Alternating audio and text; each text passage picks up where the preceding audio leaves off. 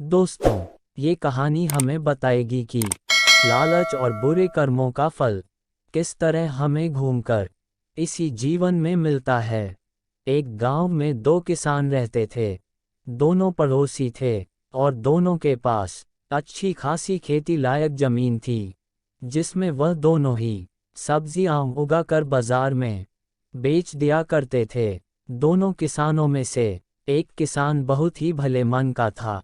उसका नाम रामप्रसाद था। दूसरा किसान, जिसका स्वभाव थोड़ा लालची और कपटी था, उसका नाम धनीराम था। रामप्रसाद बहुत मेहनती था और वह अपने आसपास के गांवों में बाजारों में किस सब्जी की मांग ज्यादा है, उसके हिसाब से अपने खेतों में सब्जियों को उगाया करता था। धनीराम बिना ज्यादा मेहनत किए ज्यादा पैसे कमाने में मानता था। वो अच्छे से जानता था कि आजू बाजू के मार्केट में किन सब्जियों की मांग ज्यादा है। ये जानने के लिए रामप्रसाद काफी मेहनत करता है और हर तरफ से खबरें लेकर आता है। इसलिए वह बिना कुछ किए रामप्रसाद जो भी सब्जी लगाया करता, वही सब्जी अपने खेत में भी लगा दिया करता था। एक बार रामप्रसाद ने कई गांवों में जांच करके ये पता किया कि इस बार प्याज की फसल ज्यादा नहीं होने वाली है, इसलिए इस साल प्याज की खेती करने में काफी फायदा होगा। रामप्रसाद ने अपने सारे खेतों में अच्छे नस्ल के प्याज बो दिए। हमेशा की तरह मेहनत से दूर भागने वाला धनीराम भी रामप्रसाद की देखा देखी अपने सारे खेतों में प्याज की बुआई कर देता है। देखते ही देखते उन दोनों के ही खेतों में प्याज की अच्छी फसल पैदा हो जाती है। दोनों ही एक दिन अपने खेत से थोड़ा थोड़ा प्याज निकालकर बाजार में बेचने के लिए लेकर जाते हैं। रामप्रसाद और धनीराम बाजार में एक दूसरे के आजू बाजू में बैठकर प्याज बेचने लगते हैं।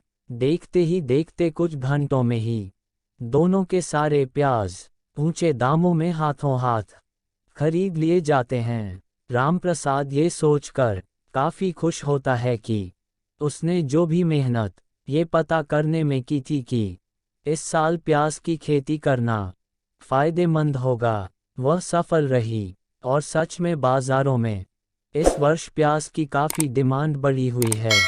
वहीं दूसरी तरफ धनीराम भी अपने प्याज के अच्छे दाम मिलने पर बहुत खुश होता है, लेकिन उसके लालची और कपटी दिमाग में एक विचार आने लगता है।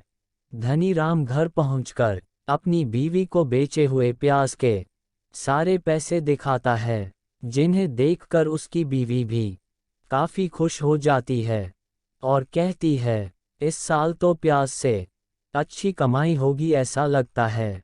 धनीराम कहता है, हाँ बिल्कुल सही कहा, इस साल प्याज हमें माला माल कर सकता है और जितना तुम सोच रही हो उससे कहीं ज्यादा। धनीराम की बीवी कुछ समझ नहीं पाती।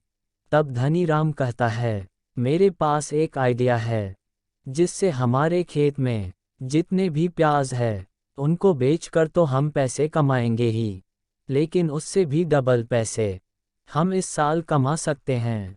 और इतना कहकर धनीराम उसकी बीवी के कान में कुछ कहता है। कुछ घंटों बाद जब रात हो जाती है, तब धनीराम और उसकी बीवी रात के अंधेरे में अपने खेतों में जाते हैं। वह लोग पहले अपने सारे खेतों से और फिर बाद में सुखीराम के खेतों से भी सारी प्याज निकालकर बोरियों में भरकर अपने घर लेकर आ जाते हैं। घर पहुंचकर वह सारी प्याज को अपनी रसोई घर के पीछे बने एक खाली कमरे में भरकर उसे ताला लगा देते हैं। धनीराम अपनी बीवी से कहता है, देखना इस साल प्याज के ऊंचे दाम होने के कारण और अब हमारे पास इतने सारे प्याज होने के कारण इन्हें बेचकर हम आने वाले कई सालों के लिए धन इकट्ठा कर लेंगे। धनीराम की बीवी कहती है, बात तो आप सही कह रहे हैं, मगर कल सुबह जब रामप्रसाद को अपने खेतों की हालत पता चलेगी तब क्या होगा, यही सोचकर मेरा जी बैठा जा रहा है। धनी राम अपनी बीवी को कहता है, तुम खामखा डरती हो, हमने आज रात क्या किया है, किसी को कानों कान खबर नहीं हुई है। मैं इस बात की किसी को भनक भी नहीं लगने दूंगा, क्योंकि मैं इन प्याज को सही समय आने पर ही बेचूंगा। हाँ, तुम भी ध्यान रखना कि इस बारे में तुम किसी से कुछ भी बात मत करना। अगले दिन धनी राम अपने खेतों की ओर जाता है। तब देखता है कि रामप्रसाद अपने खेतों में सिर पकड़ कर बैठा है और रो रहा है। धनी राम को आते देख रामप्रसाद उसकी तरफ दौड़कर आता है और उससे लिपट कर रोने लगता है और कहता है, धनी राम, देखो हम बर्बाद हो गए, किसी ने हम दोनों के ही खेतों से प्याज की चोरी कर ली है। धनी राम झूठ मूठ का अफसोस दिखाने लगता है और कहता है, जिसने भी ये किया है बहुत बुरा किया है, उसने हमारे साल भर की मेहनत पर पानी फेर दिया है, भगवान उसे कभी खुश नहीं रखेगा। एक दो दिन गम में डूबे रहने के बाद रामप्रसाद फिर से अपने खेतों में प्याज की बुवाई कर देता है। धनी राम जो सारा प्याज अपने घर में दबा कर बैठा है, उस प्याज के दाम बाजार में बढ़े उसकी राह देखता है और एक दिन दूसरी सब्जियां बाजार में लेकर जाता है ताकि पता कर सके कि बाजार में प्याज के क्या भाव चल रहे हैं। बाजार में कई लोग उसके पास प्याज खरीदने आते हैं, क्योंकि लोगों को पता था कि धनी राम ने अपने खेतों में प्याज की बुवाई की थी और इस साल उसके आसपास के कई गांवों में प्याज मिल नहीं रहा था। कई लोगों ने उससे कहा कि हम 70 रुपए किलो भी प्याज खरीदने के लिए तैयार है, बस तुम कहीं से प्याज लेकर आओ। धनी राम बहुत खुश होकर अपने घर लौटता है और ये सारी बात उसकी बीवी को बताता है। तो उसकी बीवी बोलती है, बहुत अच्छी बात है, चलो तुम ये सारे प्याज अब बाजार में ले जाकर बेच दो। लेकिन धनी राम नहीं मानता। वह अपनी बीवी से कहता है कि अभी इन प्याज को बेचने का सही समय नहीं आया है। मैं जानता हूँ कि इस साल प्याज की जितनी किल्लत है, इसलिए एक दो हफ्तों में ही लोग 100 रुपए किलो में भी प्याज को खरीदने के लिए तैयार हो जाएंगे। तभी मैं ये सारे प्याज बाजार में ले जाकर बेचूंगा। इसके लिए एक दो हफ्ते और इंतजार करना पड़े तब भी कोई बात नहीं। देखते ही देखते एक महीना बीत जाता है और एक बार फिर धनी राम बाजार में जाकर प्याज की कीमतों का पता करता है। वह खुश हो जाता है, क्योंकि इस बार लोग 100 रुपया भी 1 किलो प्याज के लिए देने को तैयार हो जाते हैं। धनी राम जल्दी से अपने घर लौटता है और यह बात अपनी बीवी को बताता है। उसकी बीवी भी खुशी के मारे उछल पड़ती है। दोनों पति पत्नी बड़ी खुशी खुशी उस कमरे को खोलते हैं जिसमें उन्होंने चोरी किया हुआ प्याज बोरियों में भर कर रखा था।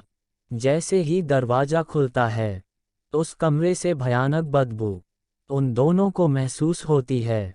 वह जल्दी जल्दी प्याज की बोरियों को खोल कर देखते हैं तो पाते हैं कि उनके छिपा कर रखे हजारों प्याज में से एक भी प्याज अब खाने लायक नहीं बचे थे। सब के सब सड़ चुके थे।